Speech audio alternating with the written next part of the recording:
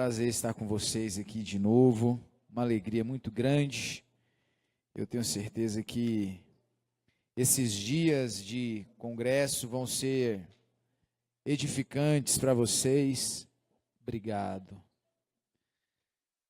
Aleluia. Eu queria te convidar que você fechasse os seus olhos. Vamos ter uma palavra de oração agora e que você pudesse curvar sua cabeça. Que o Senhor venha falar ao nosso coração aquilo que é a palavra dEle. Amém? Então, com seus olhos fechados, vamos orar uma vez mais. Pai, no nome do Teu Filho Jesus, nós nos colocamos diante de Ti nessa noite. A Sua palavra ela é viva e eficaz. E nós, Senhor amado, desejamos que a cada dia o Senhor venha construir em nosso ser verdades que venha, ó Deus amado, do teu coração, estabelece em nós os princípios e os parâmetros daquilo que o Senhor tem, ó Deus, para cada um de nós, seus filhos. E faz-nos caminhar, Senhor, nessas verdades. Faz com que essas verdades venham de fato provocar em nós a mudança que elas precisam fazer. Que elas possam encontrar em nós, ó Deus amado, a resposta que o Senhor espera de cada um. Para que possamos sim, ó Deus, viver a sua boa, perfeita e agradável vontade. Para que possamos sim experimentar tudo aquilo que o Senhor tem para nós. Para que possamos sim viver como filhos na casa do Pai, que entendem a responsabilidade e a maravilha de poder fazer parte dessa família. Nós te louvamos, Jesus. Senhor, que toda distração, que todo empecilho, que tudo aquilo que da parte do inimigo possa ser gerado, Senhor, nesse momento, para que essa palavra não alcance os nossos corações, venha a ser colocado por terra em nome de Jesus. Nós, Senhor amado, cremos que a sua presença está nesse lugar, é real aqui, e que o teu Espírito Santo ministra em cada coração nessa noite. Por isso, Senhor, faz conhecidos os mistérios em nosso ser. Em nome de Jesus nós oramos. Se você concorda com essa oração, diga amém. Aleluia. Eu quero começar essa mensagem pedindo para você abrir a sua Bíblia no Evangelho de Lucas, o capítulo de número 8, verso de número 15. Não é ainda o texto da mensagem, mas eu gosto de começar minhas ministrações lendo esse texto. Então, você puder abrir a sua Bíblia, amém?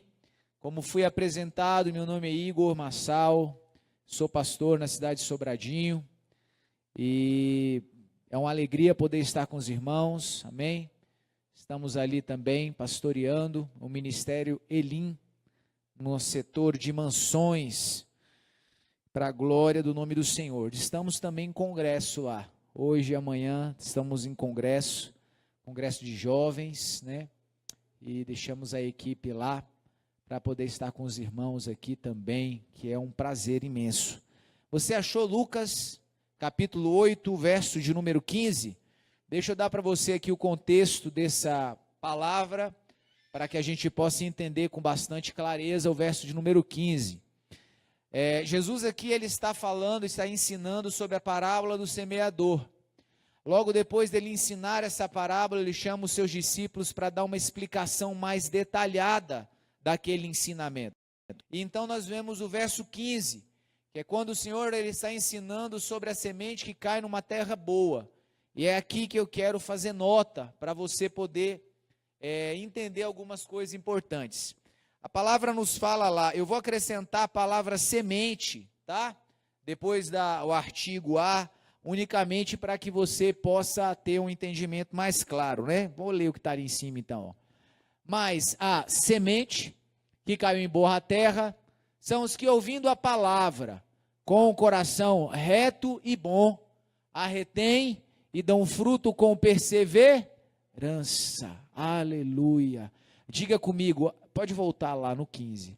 Diga comigo assim: a palavra com o coração reto e bom, e frutos com perseverança. Então é o nosso desejo hoje à noite. É que a palavra encontre de fato essa terra boa que vai retê-lo, que vai reter essa semente em um coração reto e bom. Deixa eu te dar algumas informações importantes. Aquilo que você escuta aqui no púlpito, você vai captar e vai talvez gravar, assimilar, no máximo 30% do que você escuta. Isso se você só vem para ouvir. Se você traz um caderno e se você escreve, hoje em dia nos celulares a maioria deles tem bloco de notas, né? Se você anota, se você escreve, isso sobe mais 10%, às vezes 15%. Se você estudar aquilo que você anotou, sobe mais uns 10 a 15%. Então, é importante que você, quando venha para o culto, você se preocupe com essas coisas, porque a palavra diz que quando a gente retém a semente em um coração reto e bom, nós vamos conseguir produzir frutos, desde que perseveremos naquilo que nós temos sendo ensinados. A perseverança, irmãos, ela é um fator determinante para a vida de qualquer pessoa. Eu vejo que a maioria aqui é adolescente e jovens, e isso é uma bênção. Agora, tudo aquilo que você quiser construir na sua vida tem que ser fruto de perseverança. Nós temos feito alguns trabalhos em uma escola de ensino, agora eu não lembro mais, depois dessa mudança que aconteceu no negócio, na cadeia de ensino. A escola lá é de 5º ao 9º ano. Isso é o quê? Fundamental 2? Fundamental 2, né? Então, ensino fundamental 2, de 5º ao 9º ano, né? Talvez alguns aqui estão cursando, talvez a maioria esteja cursando algum desses anos aí. Nós estamos fazendo um trabalho numa escola com essa pessoal. E a escola onde nós estamos fazendo um trabalho é uma escola que ela é alvo, como algumas outras tantas que existem aí, mas de uma forma muito forte da questão do tráfico de droga, muito violento lá. E algumas outras coisas também. E uma das situações que a gente tem visto na maioria dos jovens e adolescentes é a falta de perspectiva. Detrimento porque a gente não tem esse foco de perseverar. Às vezes você tem sonhos, você tem projetos na sua vida. Talvez você tenha um desejo no seu coração de fazer alguma coisa, de ter algum tipo de profissão, de ter algum tipo de, objetivos. Eu tenho desejo de viajar, eu quero conhecer algum lugar, eu quero poder falar uma língua, eu quero poder ter uma determinada profissão, eu quero poder fazer determinada coisa, eu quero aprender a tocar um instrumento. Eu fiquei muito feliz em ver aqui adolescentes, jovens tocando, e tocando de uma forma muito dedicada, uma forma muito aprimorada, a palavra correta é essa. Porque a superficialidade, ela sempre vai ser um obstáculo na nossa vida. Quando você se torna uma pessoa superficial naquilo que você faz, dificilmente você vai sair do lugar. Quando você se torna uma pessoa superficial, dificilmente você vai conseguir alcançar os projetos e os sonhos que você talvez guarde no seu coração. E o que eu quero falar para vocês aqui hoje, baseado no tema, é exatamente sobre perseverar em um projeto de vida. Que muitas vezes esse projeto de vida ele não vai ser algo que vai ser entregue de bandeja para você. Olhe para mim, a maioria das coisas que realmente valem a pena na vida, você vai ter que conquistar com muito esforço. A maioria das coisas que realmente elas valem a pena na vida, elas são conquistadas com muito esforço. E a palavra esforço, muitas vezes ela soa na cabeça de muitos, no coração de muitos, como algo que você não quer ter. Se esforçar, estudar, fazer alguma coisa, se dedicar a algo, dedicar horas a aprender alguma coisa. Então, eu quero desafiar vocês hoje a refletir sobre isso. E baseado no tema, nós vamos falar se você estiver anotando, o primeiro ponto que eu quero falar sobre Jesus, a palavra, o tema é eu e Deus. Mas então eu quero apresentar a você algo. E esse algo que eu quero te apresentar está no Evangelho de João, no capítulo 1. Abra sua Bíblia aí. E o primeiro ponto é: Jesus é Deus. E a nossa vida de relacionamento com Deus começa a entender que Jesus também é Deus. Deixa eu contar uma situação interessante que aconteceu esses dias comigo. Eu estava na casa de um discípulo, Nós estávamos fazendo algumas coisas lá, momento de comunhão. Só que, enquanto nós estávamos organizando as coisas, era de manhã cedo, bateu no portão dele, enfim, alguém foi lá, bateu no portão dele. Ele saiu para ir lá receber as pessoas, né, ver quem é que estava no portão. E quando ele abriu a porta, era Testemunhas de Jeová. E aí o pessoal, olha, nós gostaríamos de conversar, né, aquela abordagem, queria conversar um pouco, queríamos apresentar para vocês algum material, enfim. Eu não sei bem o que eles falam, tem muito tempo que eu não sou abordado, né? E aí ele falou, olha, não, agora não, estou ocupado, e fechou a porta, e se despediu do pessoal, e entrou, e aí ele me procurou, pastor, a gente estava lá fora, você não imagina quem era, quem que era que estava batendo lá? Era o pessoal do Testemunho de Jeová. E cadê eles? Ele, não, eu fechei a porta, dispensei, na verdade eu fiquei até meio sem saber o que falar. Falei, moço, que nos chamou para entrar? Mas o que a gente ia falar? Eita Jesus. Como assim, cara? Você está com um problema de ter uma conversa sobre a Bíblia com alguém? Você está com receio de não saber respondê-lo? Então tem uma coisa bem errada com você. Por que você não chamou para entrar, para tomar um café, para bater um papo? Vamos conversar. Vamos abrir a Bíblia. Sabe, a gente precisa estar preparado para essas coisas. A gente tem que estar preparado para responder sobre a nossa esperança, sobre a nossa fé. A gente tem que estar firmado em uma verdade e que e qualquer outra que possa tentar ser apresentada, ela não vai causar em você nenhum tipo de assombro, você não vai ser, como é que é a palavra? Intimidado por qualquer outro tipo de mensagem ou palavra, se você estiver bem fundamentado. Então, perceba como a superficialidade é um lugar perigoso. Ao passo de deixar uma pessoa intimidada com receio de não saber responder sobre a convicção de fé que ela tem. Às vezes as pessoas têm receio e têm medo de falar com quem é ateu. O que eu vou dizer para ele? Você vai pregar para ele, ué. O que eu vou falar com um mormon, com um testemunho de Jeová, ou com qualquer outra pessoa que tenha talvez uma visão, ou uma palavra, ou uma mensagem, ou uma doutrina que diverge daquilo que você conhece, daquilo que você sabe, daquilo que você foi ensinado na Bíblia.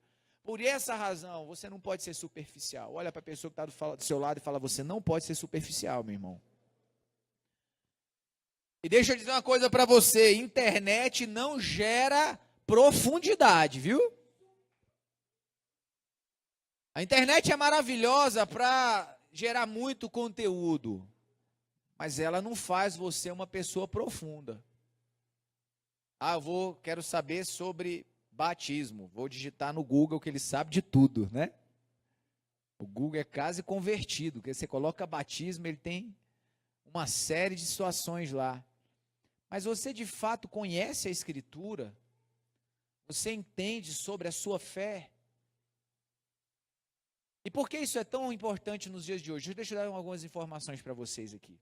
Nós temos um trabalho que está começando agora chamado Verbalize.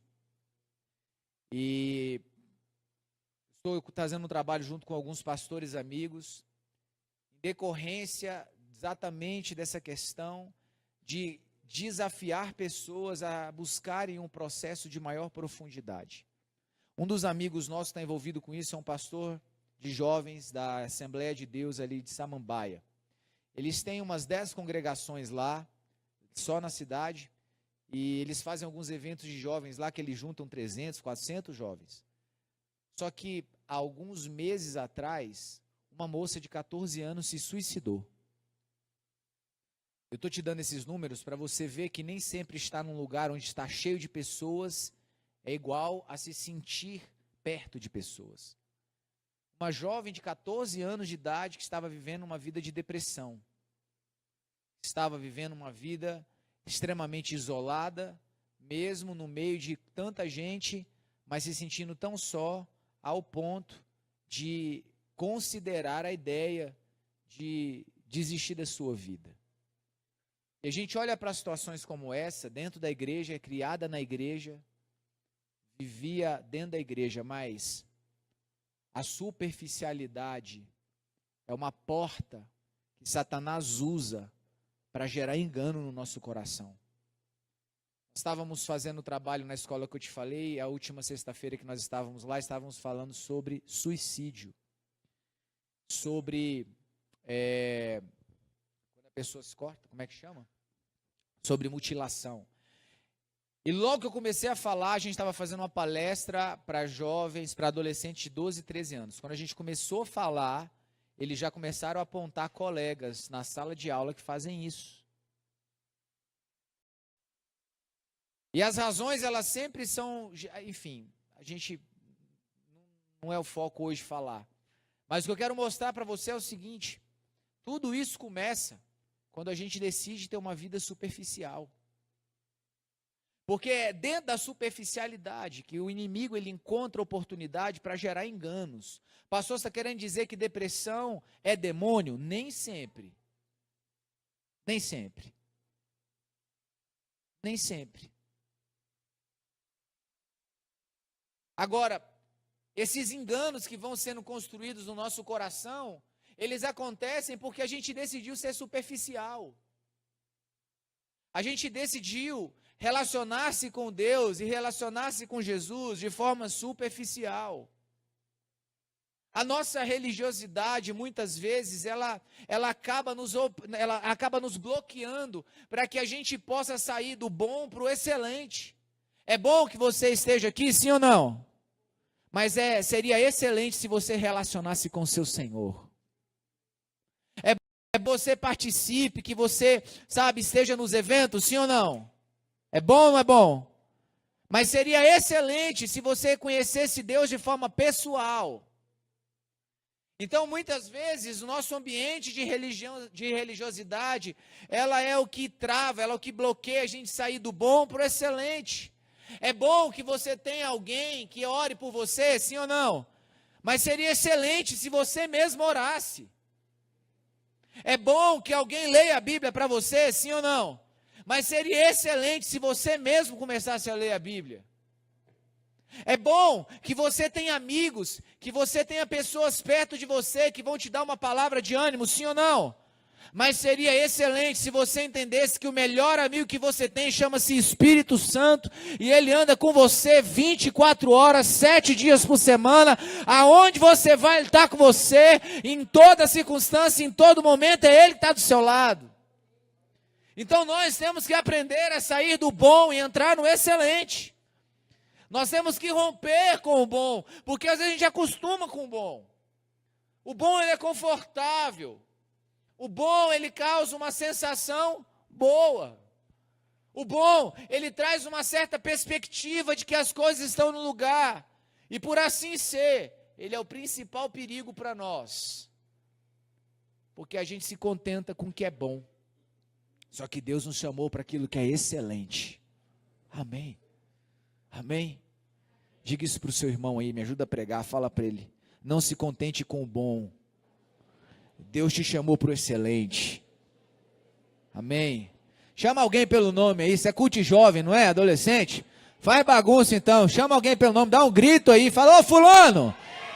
Deus não te chamou para o bom. Deus te chamou para o excelente. Fala para ele.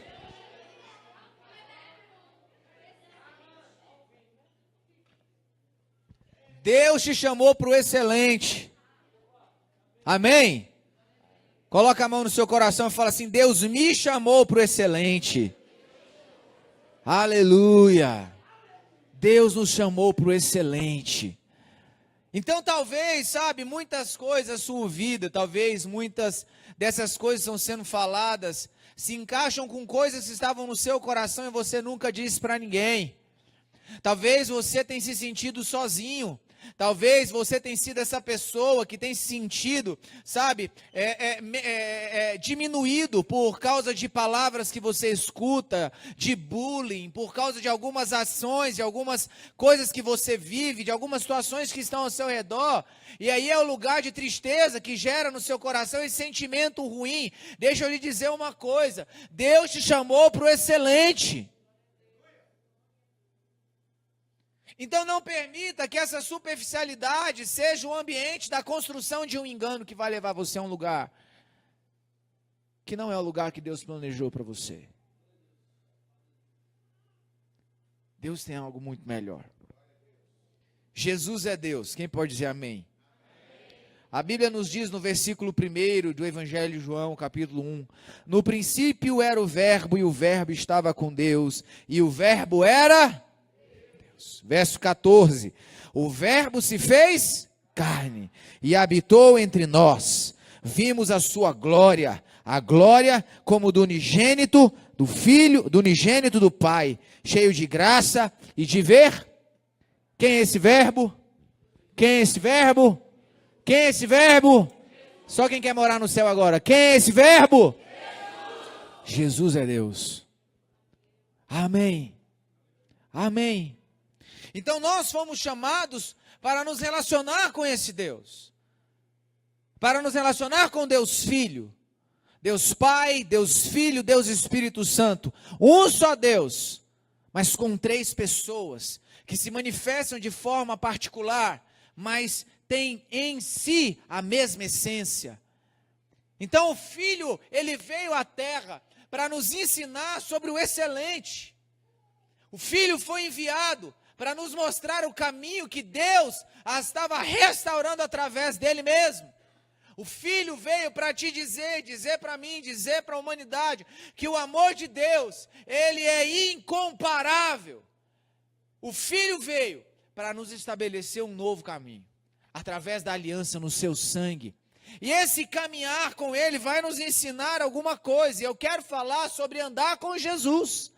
Aquilo que é excelente, o processo da excelência. Filho de crente pentecostal é assim, irmão. E ela é um show de simpatia. Tá ali atrás distribuindo sorriso para todo mundo, né?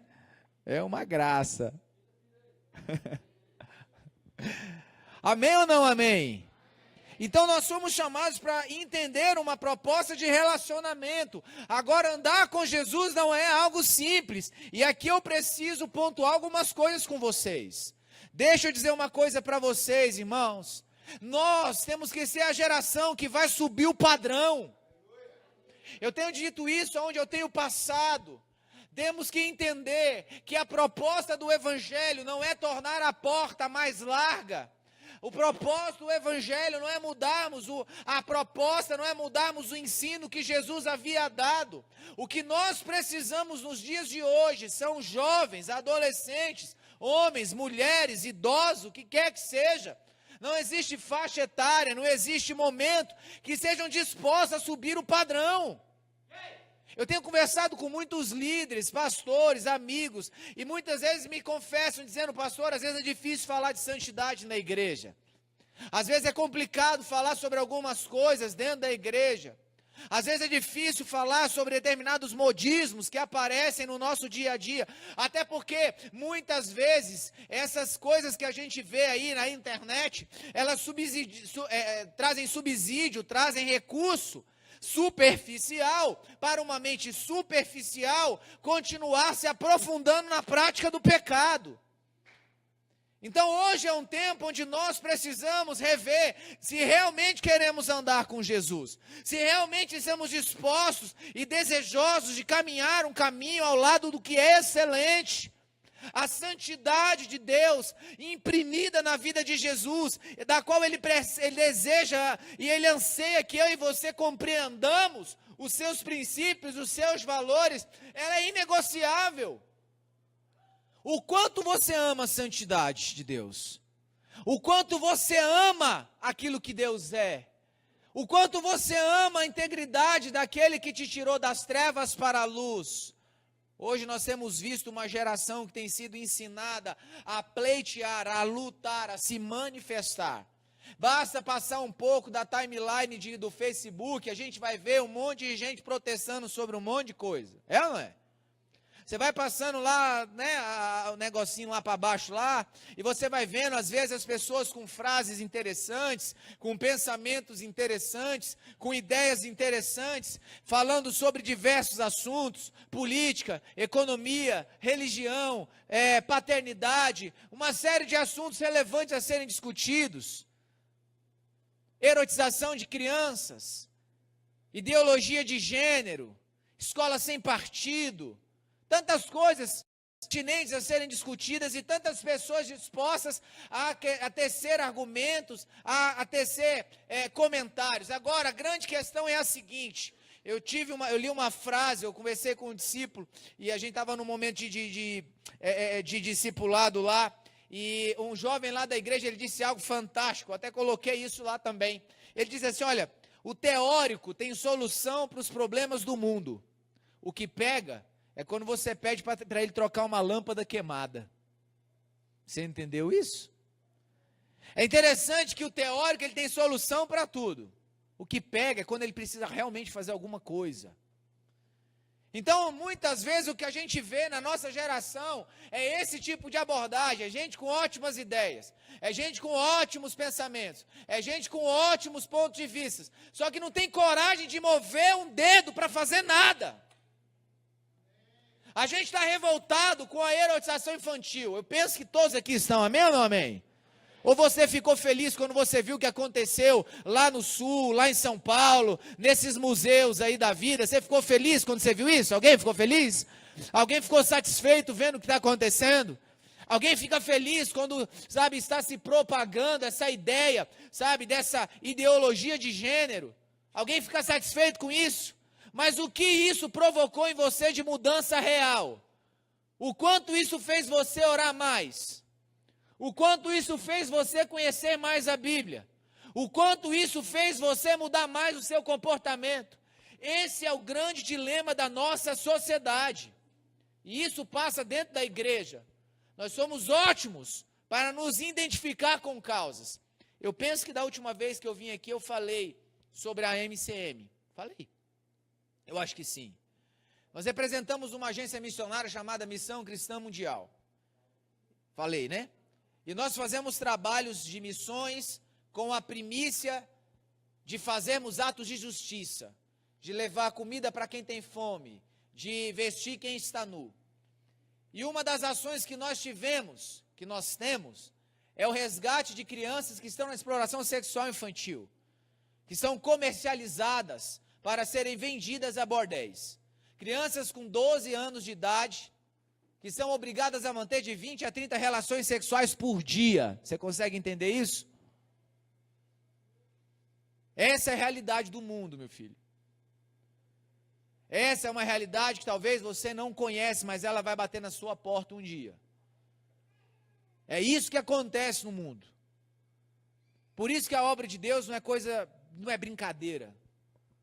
Por isso que as coisas a gente precisa crescer. É muito bom ser jovem. É muito bom ser adolescente. É muito bom você se divertir. É muito bom você pular. É muito bom você se alegrar. Eu não tenho problema com isso aqui, ó, com luz, com essas coisas. Não tenho problema. O meu problema é quando é só isso. O meu problema é fazer um culto como esse, onde você fica feliz porque tem uma cara jovem, onde você fica satisfeito porque foi colocada uma climatização que tem a sua cara, mas você não tem coragem de evangelizar ninguém. Você não tem coragem de ter uma vida de oração. Você não tem coragem de ter uma vida de leitura da palavra real. Então, se tudo isso é feito para que você viva a sua vida jovem, sem precisar, sabe, sentir alguma área da sua juventude diminuída, mas você não sai daqui desejando a santidade, você sai daqui para ter namoro carnal, você sai daqui para querer namorar com gente do mundo, você sai daqui para se contaminar com as coisas lá de fora, irmão, tá tudo errado isso aqui então. Porque eu escuto, irmão, desculpa, não aplaude não. Isso não é para aplaudir, isso é para chorar. Isso não é para tirar sorriso de você não, isso é para você ficar com a sua bochecha rosada de vergonha. Porque o que eu mais escuto de jovens e adolescentes é: a igreja é careta. A igreja não tem uma pegada jovem. A igreja não deixa a gente se divertir. Não pode, não pode, não pode, é só o que a gente ouve. Aí a gente vem para um lugar como esse. E lá na minha igreja é assim também. Tem tudo isso. Nosso culto de jovem lá, a gente abre a igreja 3 horas da tarde. Tem ping-pong, tem totó. A galera passa o dia lá brincando. 7 horas encerra tudo e começa o culto. Agora, todo dia de oração eu vou na igreja para saber quem foi. Os meus líderes de jovem e o grupo que trabalha de jovem lá tem uma conversa completamente diferente. Vai conversar com eles lá sobre namoro, pra você ver o que você ouve. Vai lá conversar com eles sobre roupa, para você ver o que você ouve. Vai lá conversar com essa galera para saber o que elas pensam sobre namoro com gente do mundo. E eu creio, irmãos, pelo pouco eu conheci dos seus pastores, que a palavra que você escuta aqui é a mesma que eles ouvem lá. Então, é viver a juventude? Top, vamos. Eu tenho falado com a turma lá que o meu sonho é ter uma igreja plural. Eu tenho orado ao Senhor há algum tempo já para que Deus me envie um discípulo. Eu quero um discípulo loucão. A gente trabalha muito forte com discipulado lá. Eu tenho pedido, eu quero, Senhor, manda um cara. Porque assim, a gente tem mais idade para fazer essas coisas, né? Então, eu falei, manda um cara diferenciado. Aí eu tenho orado por um discípulo tatuado, com alargador na orelha, com aqueles cabelos assim estranhos. Eu tenho orado, Deus, manda um, eu quero um assim. Mas eu quero um que seja crente, que queira ser crente. Eu quero um porque eu quero entrar no meio dessa galera. Eu penso numa igreja, irmão, que vai chegar a galera que gosta de vir certinho, arrumadinho para a igreja, tal, camisetinha social para dentro, beleza, não tem problema. Aí vai parar umas Harley Davidson também, vai descer a galera do casaco de couro, a galera mais, né? Vai chegar a galera do skate, vai chegar a galera do rock and roll, tá. Só que a palavra é a mesma para todo mundo. A palavra é a mesma para todo mundo. O padrão não muda para ninguém. É integridade, é santidade, é oração, é uma vida conectada com o reino de Deus. Então não vem com essa conversinha de que nós queremos liberdade, aí você vai lá para o mundo para arrumar namorada que não é crente. Aí não vem com essa conversa de que nós estamos tendo tudo aqui sendo investido na sua vida, para você ter o seu namoro dentro da igreja, e os seus líderes e pastores pegam você abraçado com a sua namorada, que ninguém nem sabe quem é quem, de tão agarrado que está. Então, amados, o que eu estou querendo mostrar para vocês é que nós precisamos, de fato, enxergar uma geração que seja disposta a muito mais do que teoria, queira viver uma vida com Deus. Que esteja disposto a querer andar com Jesus. Que não seja apenas bom de teoria, mas seja bom na prática. Que não seja simplesmente bom em ter argumentos para justificar o seu comportamento, mas antes de tudo, tenha a sua vida pautada pelos princípios da palavra que você não abre mão. Agora, isso é fruto na vida de alguém que de fato teve uma experiência com Jesus, isso eu tenho entendido de uma forma muito simples. Alguém que não teve uma experiência com Jesus, irmão, não vai achar esse papo legal. Todas as vezes que eu tenho sentado com discípulos para aconselhar, a primeira coisa que eu tenho feito com eles é ler Romanos 8:5. Eu sento com eles, abra sua Bíblia em Romanos 8, verso 5. O que diz lá? A Bíblia diz assim: aquele que tem a sua mente guiada pela natureza carnal, ele tem a sua mente orientada a fazer as coisas da carne. Aquele que é governado pelo Espírito tem a sua mente orientada a fazer o que o Espírito quer. Então a primeira coisa que eu faço é ler isso aí e perguntar: quem é você? Desses dois.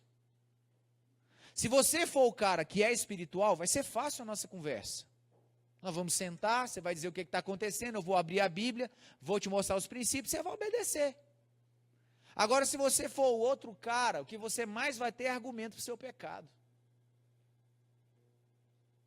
Se você for o outro cara, o que você mais vai ter é argumento para continuar fazendo o que de errado você faz. Deixa eu dar um testemunho para você de uma situação prática que eu vivi. Uma certa vez, uma jovem lá da igreja, isso tem muito tempo, me procurou no gabinete falando que precisava de ajuda, de oração. Pastor, vamos orar, me ajuda. O que foi, minha filha? Não, estou precisando de oração, porque ela tinha 34 anos de idade. Ela dizia, eu estou ficando velha, estou com 34 anos de idade, não arrumei um marido, eu quero casar. Eu falei, minha filha, vamos orar, porque quem faz milagre é Jesus, né? Eu não acredito em profecia para casamento, eu não acredito em nada disso. Eu acredito que se você orar, Deus pode colocar alguém no seu caminho, sim. Mas essas coisas elas têm que ser tratadas com muita seriedade. Por que eu digo isso, irmão? Porque o que eu mais trato hoje é casamento de gente que casou errado. E por que casou errado? Porque foi mal orientado sobre o assunto. Eu vou dar a dica aqui. Quem aqui está solteiro? Jovens, amém. Então eu vou te dar dicas para você poder começar a visualizar se essa pessoa que você julga ser o príncipe encantado é de Deus para a sua vida. Amém? Moças, prestem atenção. Uma leitura para você começar a ver se testifica. Primeira coisa, minha filha. Veja como o seu pretendente a príncipe trata a mãe dele. É você amanhã. A forma com que ele trata a mãe dele vai ser a forma com que provavelmente ele vai lhe tratar. Então observa isso. Segunda coisa, se você tem esse tipo de abertura, vai visitá-lo, não é? Às 11 horas da manhã, ou liga para ele. 11 horas da manhã e veja o que ele está fazendo. Se ele estiver dormindo, péssimo sinal. Eu acho que você está orando pouco. Você precisa orar mais. Rapaz com 17 anos, 16 anos, 15 anos, 11 horas dormindo.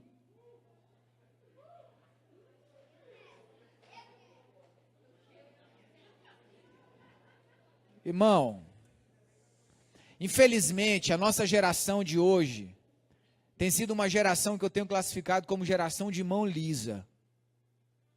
Porque a minha criação não foi assim, irmão. É uma geração de meninos de 18, 19 anos que querem se comportar como se tivessem 14. E uma vez eu estava ministrando num congresso de jovens, e aí eram jovens mais velhos, a maioria, 20, 21. E eu entrei numa roda de conversa. E na roda de conversa eu perguntei para ele assim, vem cá, as meninas veem vocês como pessoas que são atraentes com essa conversa? Porque eu fiquei assim tão assustado com a conversa. Primeiro que eu demorei alguns minutos para conseguir entender o que eles diziam, porque era tanta gíria, tanta gíria, tanta gíria. Até que eu consegui entender o que estava se falando, eu fiquei chocado com a profundidade da conversa. Eu falei, elas se interessam, essa conversa de vocês assim, o nível está tão baixo assim. É uma galera de 18, 19 anos de idade que anda com bermuda mostrando a metade da cueca. Que desconhece os efeitos de uma calça jeans. Que tem um tipo de comportamento que, olha, eu quando não era pastor integral, o meu trabalho profissional era administração. Eu era administrador. E eu falo com os meninos lá da igreja, cara, com esse tipo de perfil, você nunca trabalharia para mim. Nunca. Eu não ia nem olhar o seu currículo quando você chegar, sentasse dessa forma na minha frente. Você não sabe sentar, você não sabe ter postura de homem, você não sabe conversar como homem. Como você quer ser tratado como um? Então, você está querendo dizer para mim que você está querendo algo diferente para a sua vida. Você quer trabalhar, você quer entrar no mercado de trabalho, você quer ter uma condição de ter uma esposa. Então, a primeira coisa que você tem que fazer é, de fato, virar homem no seu comportamento. E aí eu vou dizer uma coisa, tem pais aqui? Pais, pai e mãe, levanta a mão aí. A culpa é dos pais, via de regra. Escuta aqui, ó. Filho aprende a ser homem com o pai. Filha aprende a ser mulher é com a mãe. E o que a gente vê hoje, muitas vezes, são filhos sendo criados pela escola, filhos sendo criados pelos avós, filhos sendo criados pela igreja. Então o pai empurra o menino para o líder e fala, pelo amor de Deus, faz alguma coisa com esse menino. A responsabilidade é sua. Por que você não pegou seu filho e colocou ele para trocar a lâmpada em casa? Eu ouvi de uma menina que estava com problemas sérios, caminhando por um processo de lesbianismo. E ela disse para mim assim, pastor, eu cresci ouvindo da minha mãe que homem não prestava. Ela viveu dizendo isso para mim. Homem não presta, seu pai não presta. Minha filha, trabalha para você não depender de homem. Belo conselho, mãe. Você está plantando a semente de rebelião no coração da sua filha. Porque o dia que o marido dela precisar exercer o sacerdócio dentro do lar, ela vai falar, eu trabalho, não preciso de você. Não estou dizendo que é errado a mulher trabalhar, eu tenho casais de discípulos que a mulher ganha 2 vezes mais do que o homem, eles não vivem em crise. Por quê? Porque entende o que é papel de sacerdote dentro do lar. Tudo é uma questão de princípios. Então, moça, preste atenção se o seu rapaz, seu pretendente, ele leva esse tipo de vida. Está com 17 anos, 16 anos de idade, quer dormir até meio-dia. Cara, vai fazer um curso, mano. O que mais tem é curso na internet para você fazer, faz inglês, vai estudar, cara. Vai orar, vai ler Bíblia, vai fazer uma coisa produtiva. Vai arrumar um emprego. Não mata, não. Trabalhar não mata. Ok. Último conselho para você, moça. Um rapaz que avança o sinal com você hoje, ele não é um sacerdote de Deus para cuidar da sua vida amanhã.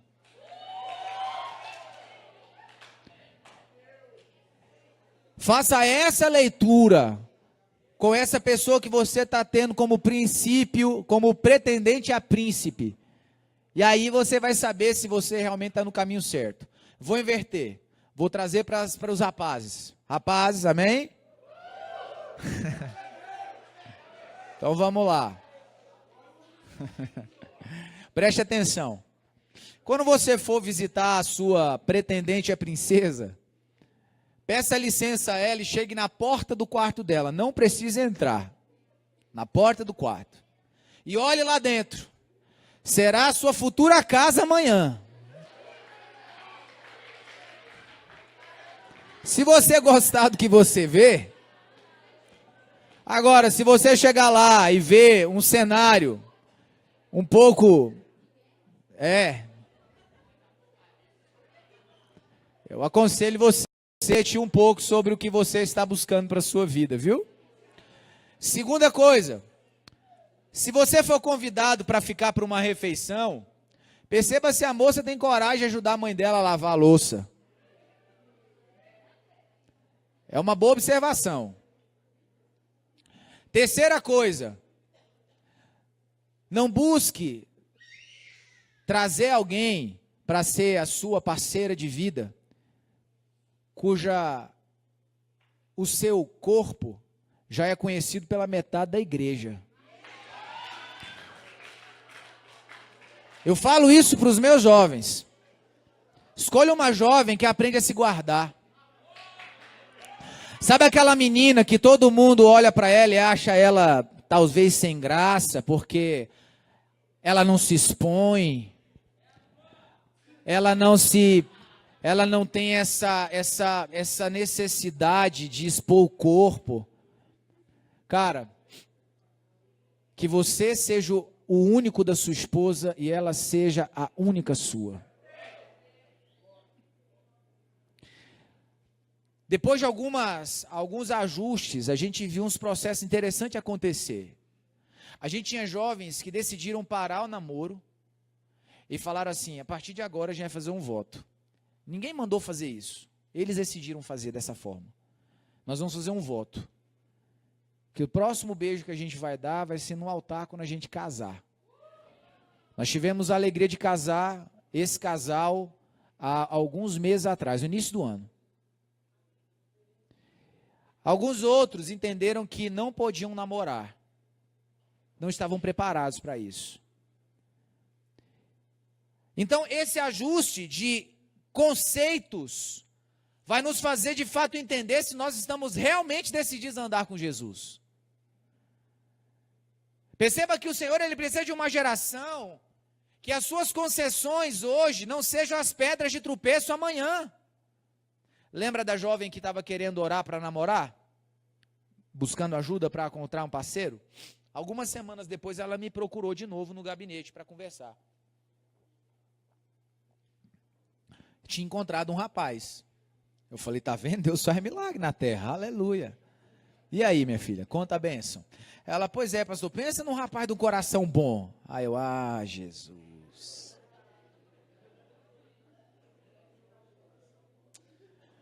Porque quando começa com a história do coração bom, irmão, é porque a história não acaba bem. Eu, sim, e aí? Ele é respeitador, pastor, sim, e aí? E ele faz isso, sim, e aí? E ele vai para onde interessa. Ele não é crente, pastor. Eu falei, o que você quer ouvir de mim? Ela, não, quero ouvir a verdade. Eu falei, você quer que eu te trate como ovelha ou como filha? Tem diferença. Não, pastor, sou filha, pensa alguém que é filha, então tá bom. A vontade foi te dar uma cintada, mas eu controlei, eu estava no espírito aquele dia, irmão. Aí eu falei, fecha a porta lá. Aí ela fechou, eu falei, então você está querendo dizer para Deus que para saciar o seu desejo, você está disposta a trair Ele. Responde essa pergunta e você vai saber se pode namorar o rapaz. Aí a alma gritou, né? Pastor, mas e se eu não casar? Eu falei, e aí, para você arrumar marido, você desvia? Aí não parou ainda não, ela foi mais uma. Ela passou, mas o casamento é um projeto de Deus. Eu falei, ficar solteiro também. Me diz o nome da esposa de Paulo. Pensa no homem de Deus. Tremendo na terra. Deus não negocia princípios, irmão. Você pode, talvez, criar um monte de justificativas para fazer aquilo que Deus manda não fazer. Mas o fato é que Ele não negocia princípios. Ele não vai negociar. A gente tem uma discípula que faz faculdade na UNB. E ela passa uma luta terrível lá. É tenso o negócio. E aí uma certa vez ela veio conversar comigo, que a professora dela falou para ela faz o curso de, como é que é o negócio social? Serviço social. Serviço social? Acho que é isso. Ela faz serviço social. Aí o professor dela falou assim, você não pode ser uma profissional de serviço social e ser crente. No meio da sala, no meio da aula, dessa forma. É esse tipo de oposição que ela tem na sala. Mas a bichinha é crente, moço. Ela é crente. Ali, sabe, é bênção. Ela vai com camisa da igreja para a aula, não está nem aí. Ela Agora, para viver esse tipo de pressão e se manter firme, sem que se alguém saiu da superficialidade e entrou para um processo daquilo que é excelente, de uma comunhão mais forte. Alguém que negocia coisas tão banais, tão pequenas, quanto um namoro, quanto uma modinha, quanto uma situação que você viu na televisão e quer fazer igual, quer copiar o corte de cabelo, a roupa que a outra usa, sabe, por causa de música. Pastor, mas eu não sei, não acredito que porque eu sou crente eu não tenho que ouvir música do mundo. Deixa eu te dar um testemunho que não tem nada a ver com evangeliquez. Quando eu me converti, eu não me converti numa igreja. Eu não fazia a menor diferença entre igreja católica e evangélica, para mim era tudo igual. Eu não sabia que tinha diferença, de verdade. E uma pessoa, um amigo, me chamou para ir num evento de carnaval, um retiro. Eu falei, vamos embora, vamos ver como é que esse trem de retiro aí, deve ser legal, né? E aí o abençoado que me chamou não foi. E isso foi alguns anos atrás. E eu não tinha como ligar, não tinha telefone. Minha mãe me falou, vem cá, eu tinha 18 anos. Vem me buscar, porque eu vou embora. O cara que me chamou não tá, nem aqui ele tá. Mas não tinha como, eu tinha que ir. E aí lá vai eu, dentro do ônibus, o retiro de carnaval, aquele bando de gente esquisita. Né? Povo estranho, cantando umas músicas diferentes, né? Com um papo diferente lá. Aí fomos. Mas eu sempre fui bom de fazer amigo, de conversar, e a gente foi fazendo algumas amizades, beleza. Aí eu tô lá naquele lugar, conhecendo aquele povo estranho, fomos jogar bola. Irmão, eu era do mundo, irmão. Meu futebol era diferente. E aí eu tô jogando futebol com o pessoal, e ninguém fala um palavrão, e eu doido para falar um palavrão, doido para, né? Mas ninguém falava, não vou falar, né? Todo mundo tem que me segurar. E aí, às vezes, dava uma entrada mais forte, aí tinha 2, 3 em cima do cara que caiu. Ô, meu irmão, o que aconteceu? Você tá bem? Para tudo. Eu falei, mas que frescura, que negócio esquisito esse povo. Cara, pode cair, que já tá todo mundo em cima lá. Só que eu tava gostando daquele povo esquisito. Falei, rapaz, que negócio legal esse povo. É estranho, mas é legal. Ser esquisito é legal. Eu tava gostando, irmão. Então, às vezes, essas pessoas que ficam olhando para vocês e te criticam e acham que você te careta, cara, não vai nessa onda não. Na verdade, ele está doido para estar no meio de vocês. Na verdade, o que ele mais quer é estar num ambiente onde ele não é criticado, ele não é julgado, ele não é ofendido. Ele está doido para estar ali, só que ele não tem, na verdade, coragem, como eu não tinha. Eu vi aquele povo estranho, eu estava, rapaz, aquilo tudo muito legal, mas no fundo eu não queria abrir mão. Mas como não tinha ninguém que me via ali, né? Não tinha meus amigos do mundo, então não tinha problema, né? De eu achar bom aquilo lá. E aí, no momento de louvor, o pessoal do Ministério de Louvor estava ensaiando com algumas canções. Eu estava voltando do futebol e ainda não era convertido, então fui rebelde, fiquei lá além do horário que podia. Aí todo mundo já tinha ido tomar banho, já estava voltando para o culto e eu estava indo para me arrumar. Só que no processo que eu estava indo me arrumar, o pessoal do louvor estava passando o som, eu sentei lá no fundo e fiquei ouvindo as músicas. E ali Deus começou a falar comigo. E naquele processo ali, as pessoas chegando, era uma chácara, era muito frio o lugar, era gelado, né? Era uma chácara, ficava em cima de um morro o lugar. Então o pessoal chegando, todo mundo de casaco, né? As meninas meio exageradas, né? Vinha enrolada em edredom. Aí elas sentavam de 2, de 3, se enrolava todo mundo. Aquele frio, irmão. E eu sentado de camiseta e short. Todo mundo olhando, meu Deus, esse menino é meio esquisito, né? Nesse frio, desse jeito, só que eu não queria sair de lá. No meu coração ele estava fervendo por aquilo que eu estava ouvindo. Eu falei, cara, eu não quero sair. E eu fiz a minha primeira oração naquele dia. Eu falei, Deus, se o que esse povo aqui diz é de verdade, se o Senhor é real dessa forma que eles falam, eu quero um sinal. Eu quero que o Senhor esquente o meu corpo, eu não quero sair daqui. Eu não quero precisar ir tomar banho e voltar, eu não quero perder nada. Foi terminar de falar. Começou um calor na ponta do meu pé e veio subindo todo o meu corpo. As pessoas olhavam para mim, olhavam, você não está sentindo frio? Não, não estou não. Era tudo novo, irmão, nunca tinha ido num culto, irmão. Eu não sabia o que era igreja. Vou chegar, por que eu estou dizendo isso? Aquela noite eu entreguei minha vida para Jesus. Eu cheguei na minha casa, eu peguei todos os meus CDs que eu tinha do mundo e quebrei tudo. Eu não tinha um pastor, eu não tinha uma igreja, eu não fazia ideia do que eu estava fazendo. Eu só sabia que eu tinha que fazer.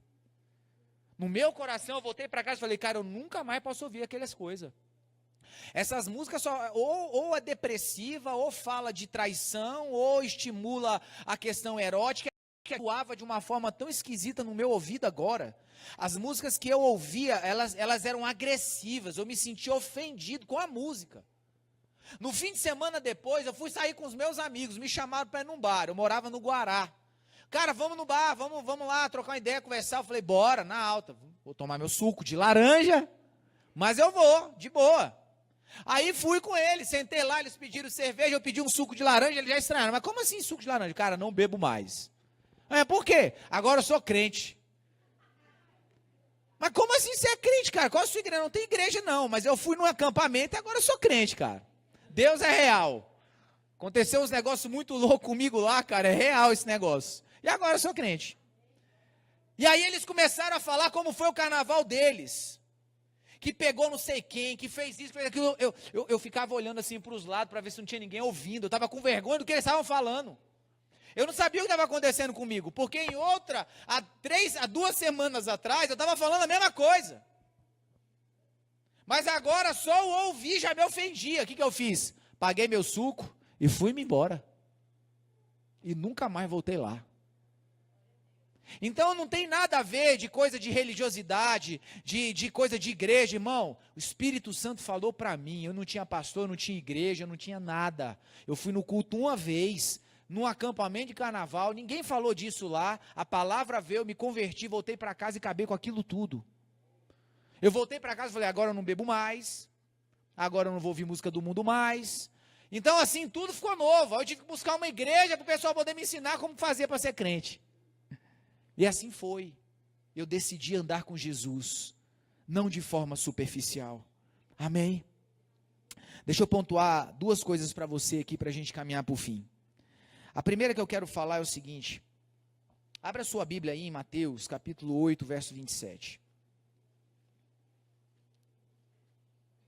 8, 27. A gente está passando um pouquinho do horário. Quem me dá mais 5 minutos aí? Levanta a mão. 5, 10, 15, 20. Ó, o irmão abaixou a mão ali, moço. Eu não vou demorar muito não, prometo, tá? Vai ter vigília hoje? Mateus 8, 27. Não, eu não vou demorar muito não, prometo. 8, 27. Vamos lá. Quem achou, diga amém. A palavra diz assim: aqueles homens se admiraram dizendo, quem é esse homem que até os ventos e o mar lhe obedecem? O que eu quero falar aqui? Quando a gente anda com Jesus, somos conduzidos a desenvolver aquilo que necessitamos para viver como cristãos no reino. Andar com Jesus, irmãos, vai nos levar a desenvolver algumas realidades, a participarmos de algumas realidades que de outra forma não experimentaríamos. Veremos o total controle que ele tem sobre as circunstâncias temporais. Aqueles discípulos viram Jesus, através de uma palavra, silenciar o mar, silenciar aquela tempestade. Como estão entendendo isso, irmão? Então, Jesus, além de fazer com que aquela tempestade se acalmasse, ele também precisava fazer os seus discípulos aprenderem a ter fé. Então, olha para mim aqui. Às vezes, as situações que você passa na sua escola, de pessoas que criticam você pelo que você acredita, pessoas que talvez, tecem comentários sobre o que você acredita. Olha só, dizer uma coisa para você, esse tipo de ambiente, você precisa passar por ele. Deixa eu te contar um exemplo de algo que aconteceu comigo. A minha filha, quando ela tinha, eu não lembro agora a idade exata, ela estava aprendendo a andar. E lá em casa tem uma estradinha com aquelas pedras Pirinópolis, sabe? E umas pedrinhas que vai no meio e tal, enfim, para o carro passar. E ela estava andando naquela estradinha lá, aprendendo a andar, né? Igual criança, igual robozinho, né? Aquela situação. E aí ela vem, a gente estava num evento lá de família, eu, minha esposa, minha mãe, enfim. E aí nós estávamos lá, e de repente a Esther, nesse processo, ela tropeça e cai. E aí caiu, qual a primeira coisa que ela faz?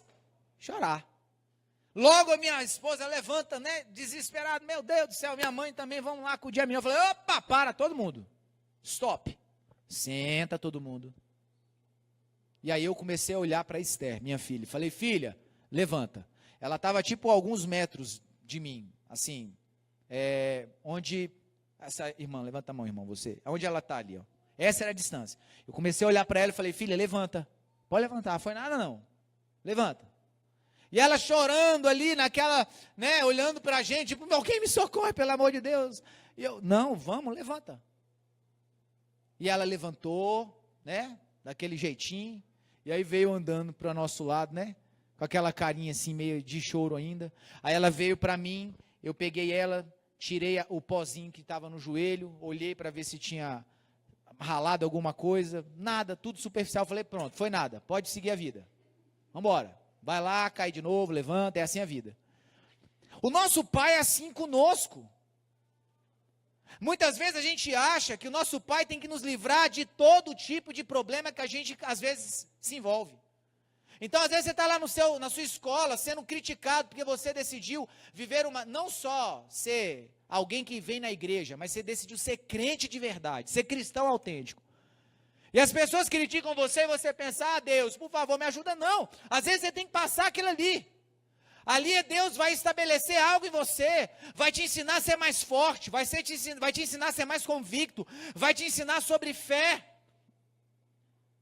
Na ânsia de querer poupar os nossos filhos de experiências como essa, a gente impede eles de crescer.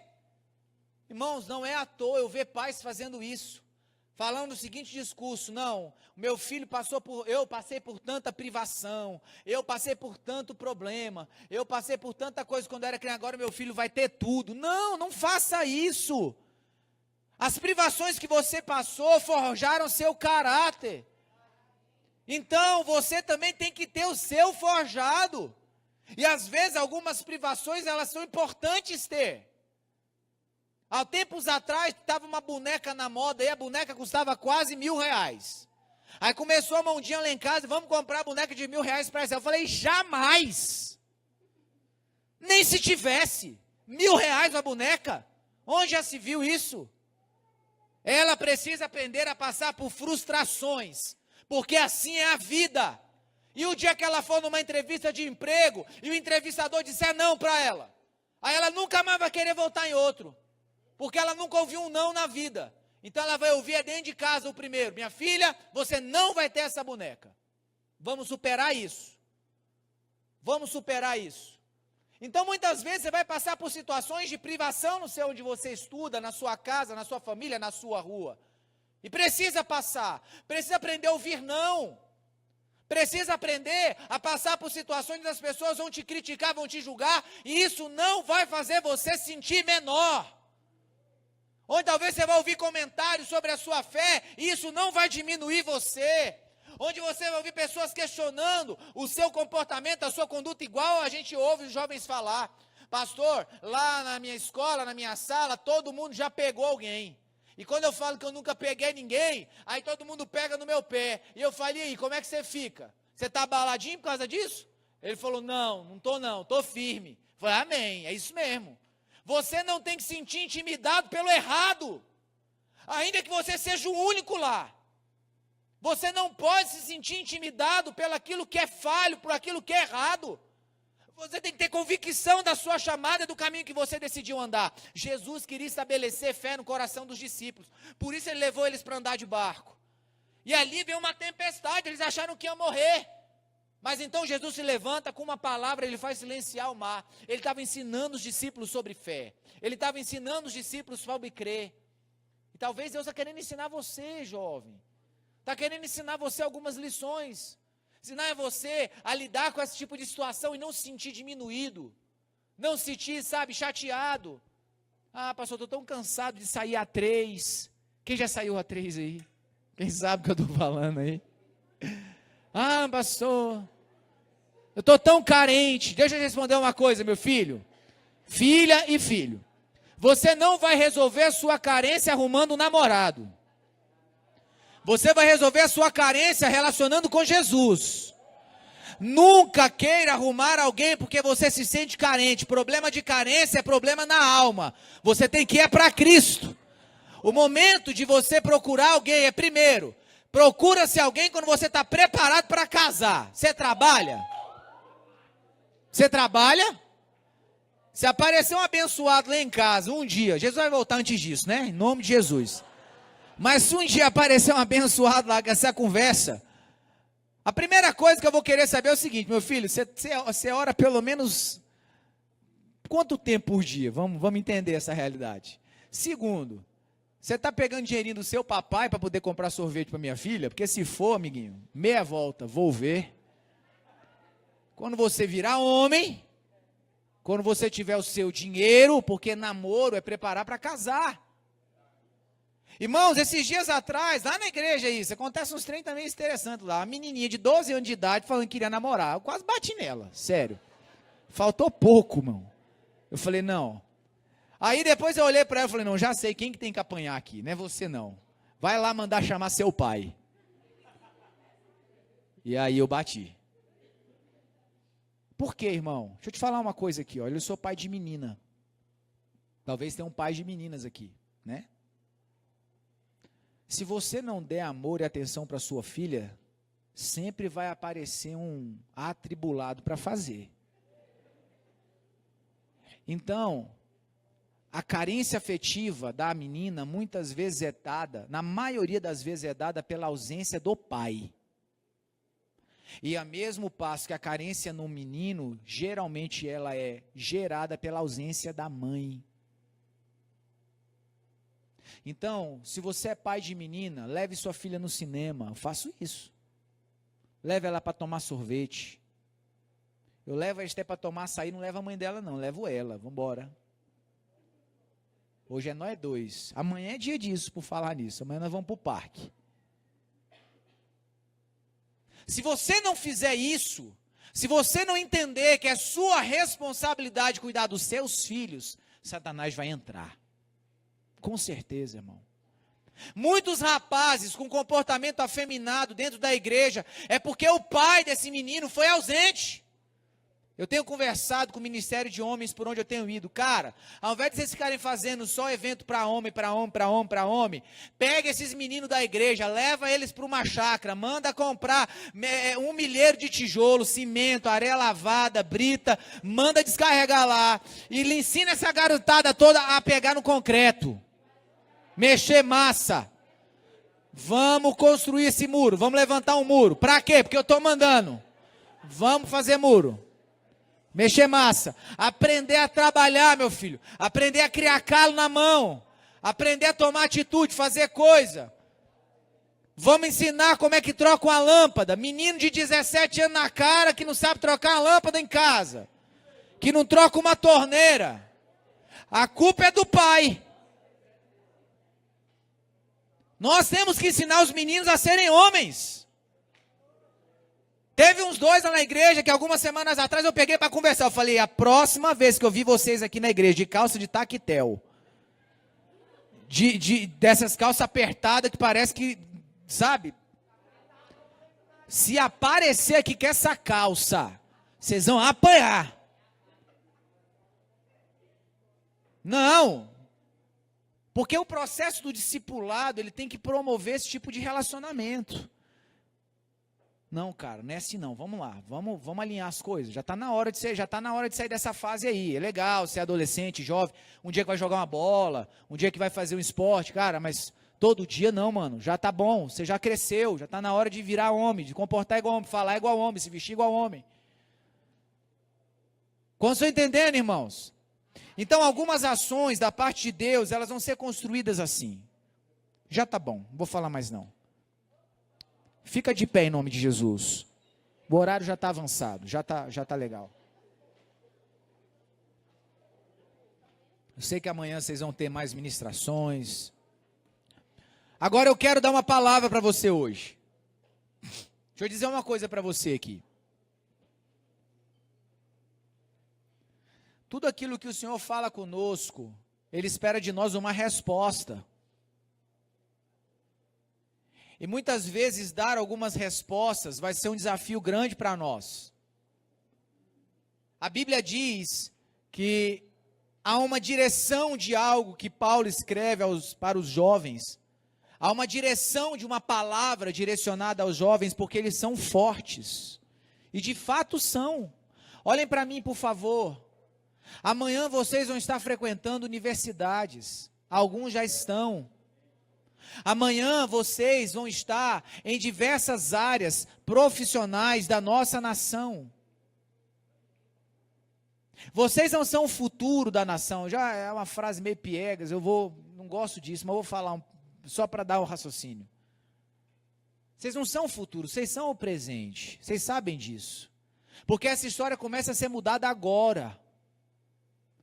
A história começa a ser mudada com você tendo valores definidos no seu coração e que ninguém vai ser capaz de mudar. Nem uma ideologia de universidade, nem um professor de faculdade, nem um filósofo, nem um idealista vai ser capaz de mudar a convicção que você tem sobre a sua fé. Não vai ter modinha que vai definir seu comportamento. Não vai ser modinha que vai definir o que você faz ou o que você deixa de fazer. Mas você vai se mover unicamente pela palavra. Amando a palavra do Senhor. Amando o caminho do Senhor. Então esse processo de mudança começa agora. Começa hoje. Mas eu sei que o caminho de vocês não é fácil.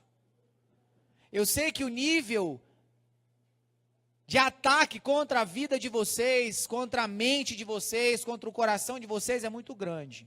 A quantidade de pessoas daqui, do lado de fora, que estão lá fora esperando vocês, dizendo que isso é normal, que é normal, que é normal, que é normal, que não tem tema, que a Bíblia deixou de ser atual, que as coisas mudaram, que os tempos mudaram, que a família tradicional, ela não é mais algo que é aceitável, porque as coisas estão mudando. Deixa eu dizer uma coisa para você, na Alemanha, foi aprovada uma lei, dizendo que os pais agora podem registrar os filhos com um terceiro sexo. Aprovado lá. Em pleno ano que se comemora 500 anos da reforma protestante naquela nação, aprova-se uma lei, onde os pais podem registrar uma criança com sexo indefinido.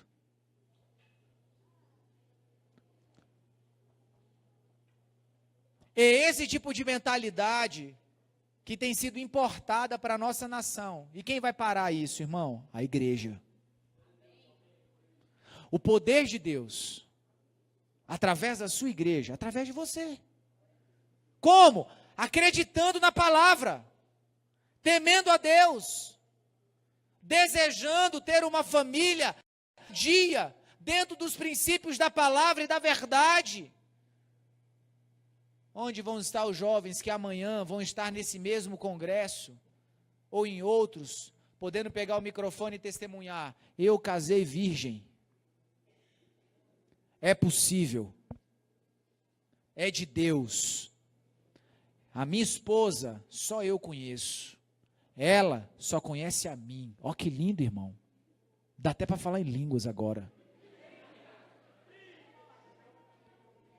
Ali é só eu, ninguém mais.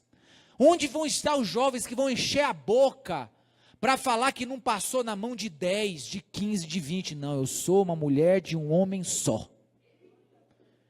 Eu sou um rapaz de uma mulher só. Onde vão estar os jovens que amanhã vão encher a boca na universidade para falar: eu posso ser um psicólogo que teme a Deus e que crê na palavra. Eu posso ser qualquer coisa, ter qualquer profissão e manter os princípios da palavra inalteráveis. Que vai estar lá na sala de aula e não vai se render a uma mentalidade marxista. Que vai estar na universidade e vai pleitear e vai levantar a mão e vai... Opa, peraí, não, eu não acredito nisso aí não. Deixa eu te dar um testemunho de algo aqui, para a gente poder orar. Uma certa vez um jovem, filho de um pastor, menino de Deus, muito de Deus, começou a fazer o curso de Direito. Chegando na faculdade, um dos professores mais conhecidos, mais afamados da faculdade, era o cara do Direito lá. E a primeira aula era dele, no início do curso. E ele entra na sala, já com aquele clima, todo mundo doido para ouvir o que o cara vai dizer. Ele pega e começa a falar o seguinte lá na frente. Fala: olha, o negócio é o seguinte, eu quero saber aqui, quem é desses crentes que fica pregando, que fica falando de Jesus? Eu quero saber se tem algum aqui que fica com essa onda de ficar falando de Jesus o tempo todo, que prega, que é crente. Eu quero saber se tem algum aqui, desse jeito. E ele sentado na cadeira com o coração inflamado, apaixonado por Jesus, mas com medo. E agora? Será que eu vou pagar um preço de ter uma indisposição logo com esse professor? Ele é o cara aqui da faculdade do direito, ele vai me reprovar, vou ter problema. E ele ficou em silêncio, não falou nada, ninguém abriu a boca. E mais uma vez o professor batendo na tecla. Cadê? Onde estão os crentes? Tem algum aqui? Ninguém, aquele silêncio. Então o professor para e fala assim: pois eu vou falar o seguinte, eu sou desses. Aqui eu prego, aqui eu falo de Jesus, aqui eu falo da fé. E ele começou a falar, e é assim que eu constituo o direito. Aquele menino voltou para casa em crise, porque aquilo foi um tapa. Mas daquele dia em diante ele tomou uma atitude diferente. Ele falou: não, nunca mais eu passo por essa. Eu nunca mais nego o meu Jesus. Pague o preço que tiver que pagar, eu não nego o meu Senhor. Nunca mais eu retrocedo. E assim foi, né? Então, eu quero orar com você, enquanto o pessoal do louvor vai estar ministrando. Se talvez você sente no seu coração que você está sendo, de certa forma, bombardeado na sua escola, na sua casa, na sua família, na sua rua, e você entende que precisa ser fortalecido, você entende que precisa, sabe, que você precisa romper, talvez o seu comportamento, alguma coisa daquilo que o Senhor, que o Espírito Santo falou nessa noite encaixou com você. Eu quero orar junto com você. O pessoal do louvor pode começar a fazer aí um som, uma adoração. Agora deixa eu dizer uma coisa para você. Você que precisa disso, eu quero que você saia do seu lugar. E você vai dobrar o seu joelho aqui na frente. E você vai abrir o seu coração para Jesus. Pastor, por que eu tenho que ir na frente? Deixa eu te explicar. Não existe nada de místico nisso. Não existe nada de... Não. Mas tem momentos na vida da gente que a gente tem que romper com essa condição de comodidade, de sair da zona de conforto, se expor. A gente tem que dar um sinal para Deus e falar: Deus, olha, eu quero. E eu quero tanto, eu quero, que eu não tenho problema nenhum de me expor. Então, se é o desejo do seu coração, que Ele te fortaleça, que Ele gere graça na sua vida.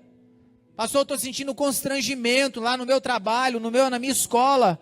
As pessoas falam da minha fé, e eu tenho me sentido assim, sabe, sem força para reagir, para falar. Ou talvez você entende que o seu coração está sendo dominado por uma tristeza, um sentimento, sabe, de tristeza que você não sabe explicar. Mesmo perto das pessoas, você se sente sozinho, você se sente assim, sabe, com sentimentos ruins no seu coração, sentindo que você, sabe, uma tristeza sem explicação, uma tristeza sem precedentes. Eu quero que você venha para cá. Tem como diminuir essas luzes daqui? E eu queria que você que está aí atrás fechasse seus olhos. E nós vamos estar orando aqui. Eu queria que os pastores, os líderes que estão aqui, vamos orar pelos esses irmãos.